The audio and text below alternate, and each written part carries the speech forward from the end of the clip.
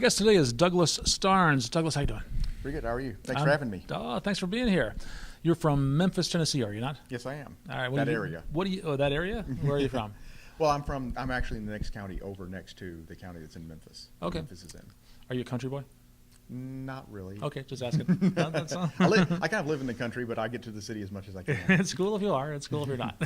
What do you do in the next county over from Memphis, Tennessee? Well, right now I'm a freelance developer. Uh-huh. And I'm a polyglot. I work probably mostly in Python, but I also keep my hands in the mobile space, and I've done web in the past, and I work in .NET as well. So basically my philosophy is whichever is the best tool for the job. That's a good philosophy. Tell me a little about Python. My son is actually going to college right now and is taking Intro to Programming, and it's in Python. Well, Python is in my opinion, one of the best programming languages for a beginner to learn. It's a very clean language. It's a very simple language. It doesn't have a lot of maybe the syntactic cruft that other languages have. And well, give me an example of cruft that other languages have. Well, for example, if you're looking at Java, say, for example, and code blocks have to be surrounded by curly braces. Python doesn't have that. Python actually uses white space or indentation to denote scope. So whereas you would, if you had an if statement and you had a code block to execute for the if statement, you would surround that with curly braces in Java. With Python, what you would do is you would just indent that code block, and it would be deemed to all be within the same scope. Okay. So, I mean, as a developer for years, I've just been indenting anyway, just to make it more readable. And so the curly braces and the indentation, they're kind of redundant. They serve the same purpose, at least visually. True. But, I mean, with Python, the indentation is required. Right. So so the white space is significant, actually. Okay. And so, well, you're not a beginner, and you're using Python a lot. What do you see as the advantage? Well, what I see the advantage for one is it's a general purpose programming language. It's one of the more popular ones. There's really very little that it cannot do. Okay. So obviously you can do web with it. It's great for doing just kind of one-off server administration tasks, writing scripts and things like that. It's also things that we might use PowerShell for. Exactly. It's great for data applications. I just did a talk a couple of hours ago about machine learning with Azure that Azure supports Python. Python and R are the two languages right, exactly. that are included in Azure Machine Learning. True, and then it's a great. You can actually do mobile apps with it. There's a gentleman, Ben Roush, I believe is his name, up in Ohio, I think is where he's from. And he has written a framework called Kivy, Kivy, that you can actually use to target iOS and Android with Python. Interesting. Target so kind of the same way that Xamarin or PhoneGap. Exactly. You can write the same code and it'll target both. Right. Exactly. Multiple environments. All right. And what are you using it for? Right now, so what I've used it for mostly is web. It's that there's a very popular framework, it's called Django. It was actually developed by two newspaper editors in Kansas City, I believe, and they're still maintaining the project, if I'm not mistaken. But however, and it's sort of for your CMS forms over data type application. It's a content management system. Basically, it's not a content management system itself, but it works best for those types of applications because of the experience coming from the newspaper industry. And then there's a more of a micro framework out there called Flask that's very popular. That's the one that I generally use, and that's what Django is. Django it's opinionated about how how it works, whereas Flask is much more it's much more lenient in the code that you write. So as far as structure and so Flask gives you more options and you more control as a developer, exactly. Whereas Django says do it this way. That's the way it's going to work. Well, for example, Django has an ORM, Object Relational Manager, that you pretty much have to use. There are ways around it, but it's easiest to go ahead and use theirs. Whereas with Flask, what you can do is you just drop. While there are extensions for various databases that work specifically with Flask, you could just drop in PyMongo or any other PyMongo is a library that speaks to MongoDB. Yes, correctly. Okay. Yeah, correct.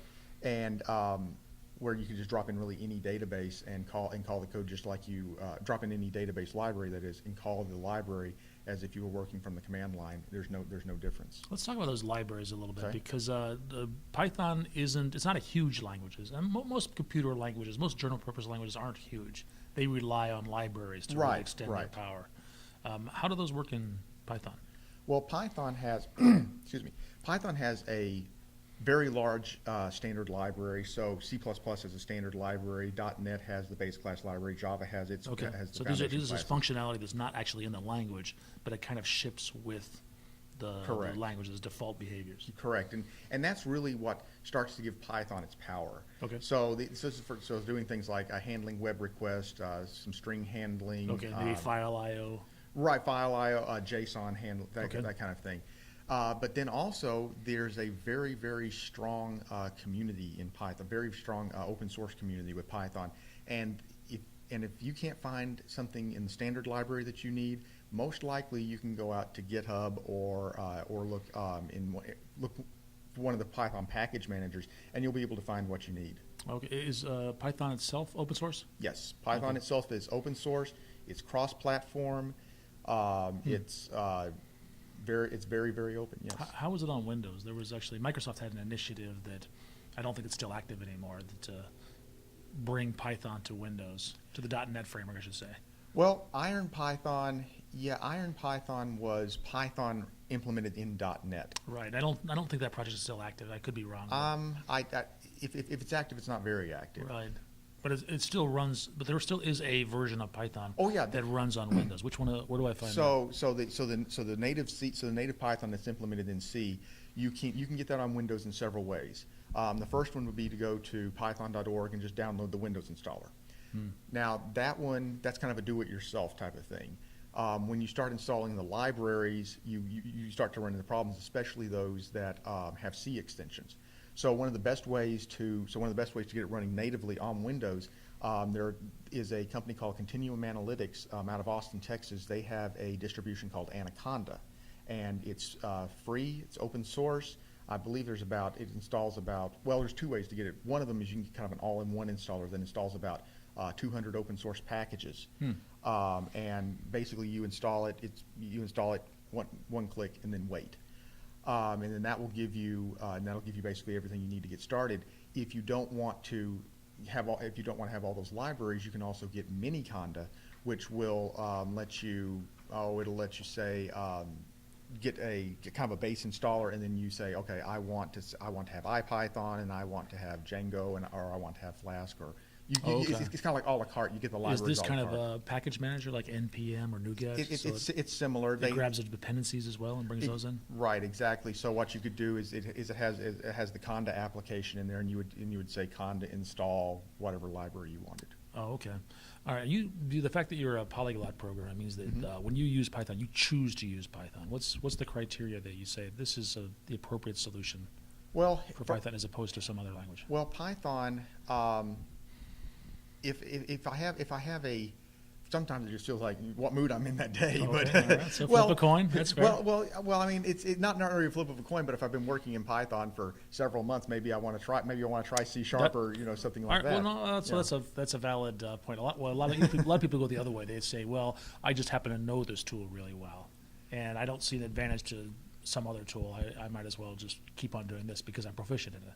Well, and that is a lot of the times what I'll do is, for example, I was taking when I was back in college, I was taking a C++ class in systems programming is what it was. It was actually in C, so Python is very closely related to C. So in that case, what I would do is I would actually prototype my code in Python to make sure I had the logic right, and then I wouldn't get hung up on a dangling pointer, with the C code or something like that. Because Python was just easier to implement. Yeah, so I could prototype things faster in Python, and that's actually what I'll do even today. Sometimes if I have some logic that I want to figure out, I'll actually prototype it in Python, and then I'll port it over to C# or Java or something like that.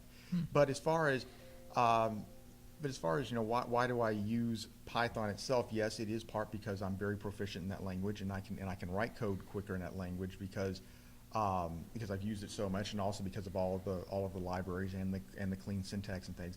But I choose to use other languages as well.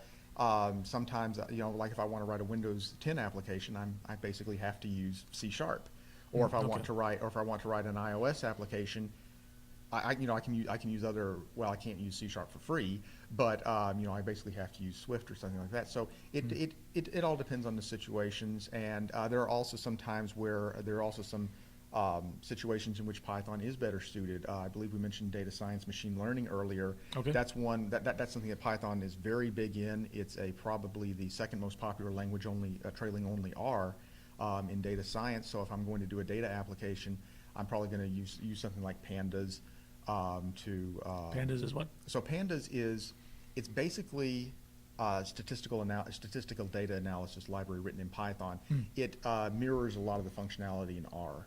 Okay. So R, one of my, I like to say that I love what I can do with R, but I hate having to use R to do it. And that's why I use Python and Pandas. Oh, okay. All right. So R actually is a big language that, at least in the data science space, that it has that functionality built into the language itself. Well, It doesn't require those libraries. so R was developed for statistical analysis. It's actually a derivative of a I believe it's now defunct commercial language called S, if I'm remembering correctly. However, R is open source and cross-platform and everything, but R it has a rather narrow focus Right. on data. I mean, it does one thing and does it very well. Now it's been extended, so like there's a library, I believe it's called Shiny, that you can use to write web applications in R, but you're going to have a much easier time doing it in Python. And that's another nice thing about Python. It has a strength such as data science, but if you need to get your results out on the web, well, you've got a language that's also just equally as strong on the web. Okay. And then Python is is it a strongly typed language, or what's the? No, what is Python is a dynamically typed language. Okay. So it's dynamically typed, it's interpreted, or rather, I guess I should say, it uses type inference.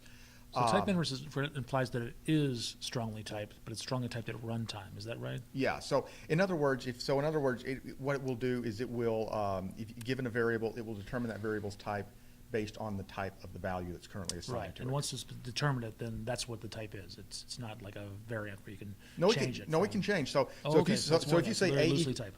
right, so if you say A equals 42, Okay. and then on the next line, A is an integer. On the next line, if you say A equals hello world, A is now a string. Okay, so it's actually a loosely typed language. Yeah. Is that an advantage or is that a disadvantage, or does it depend? Well, it depends. I can definitely tell you that in the case of tooling, it's kind of a disadvantage because sometimes the tooling has to guess what's going on. Okay. So, but also a lot of Python programmers don't really use. I mean, there's a very popular IDE called PyCharm by JetBrains. They make the ReSharper product for Visual Studio, and that one's actually one of the better ones that's out there. But a lot of Python programmers they use Vim. I mean, Okay. they go back that far, Sure. but. And then Atom and Sublime are very popular as well. I've noticed that Visual Studio Code has Python support in it. The new Visual okay. Studio Code. All right. Well, I want to be able to help my son with his homework. Okay. I know a few programming languages, but not Python at all. What do you recommend me to do to learn Python? Well, the first thing, so there's several things to do. First of all, install Anaconda if you want to get started. Okay. Where do I find that? You go to continuum.io, or actually if you just Google with Bing. We'll bingle it. Yeah, okay, bingle. If you Anaconda download, it'll take you to that should be the first one that comes up, and that would be the first thing. Or what if you don't want to install anything? Are you familiar with Cloud9? Yeah. Yeah, Cloud9. So that's a service basically gives you a web-based IDE and a small Linux virtual machine in the back end. Okay. And so what you've got Ubuntu running on the back end, and it's Python's already installed. Now, one thing that you do need to be aware of with Python is that there are actually two different versions out right now. Okay. There's a Python 2 track and a Python 3 track. Now, all of the innovation is going towards Python 3. Makes sense. So Python 3, in fact, it's been for about a year now. It's been announced that the only updates to Python 2 are going to be maintenance updates. But there's still an awful lot of Python 2 code out there. In fact, some libraries still are not compatible with Python 3. There's very few of them. So but most of the things that you're going to want to use are. But so the thing to keep in mind is that when you're installing something like Anaconda, that you want to make sure that you get the Python, probably want to make sure that you get the Python 3 version Makes sense. because Python 2 and Python 3 are not necessarily compatible syntactically. All right. Do you have an online presence? I'm sorry? Do you have any online presence or anything of that Oh yeah, sort? I have. So I have my Twitter. My Twitter Yeah. is powered by AltNet, ALTNet, and then I'm also DouglasStarnes.com is my domain. Douglas, thanks so much. Well, thanks for having me. I appreciate it.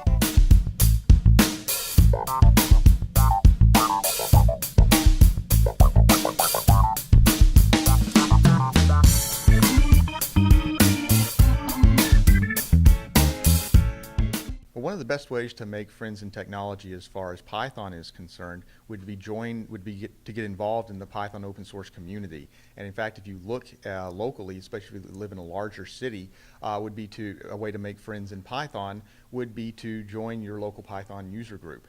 And there also might be a local technology co-op or technology foundation in your town, and you can make friends there in any language that you have.